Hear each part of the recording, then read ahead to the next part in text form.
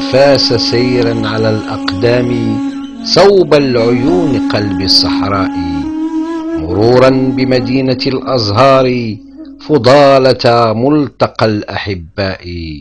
واستقبلت تشجيعا من أهلها فهم ولا شك من النبلاء، كيف لا وهي حياض علم ينابعها الباب النبغاء. نحن المغاربة تؤول رحم شعارنا من كنوز السماء، فيه عزتنا ومحيانا ومماتنا يقين شر البأساء والضراء. أبشر يا نور الدين بجولة كأنك في المهد تحبو في الفناء.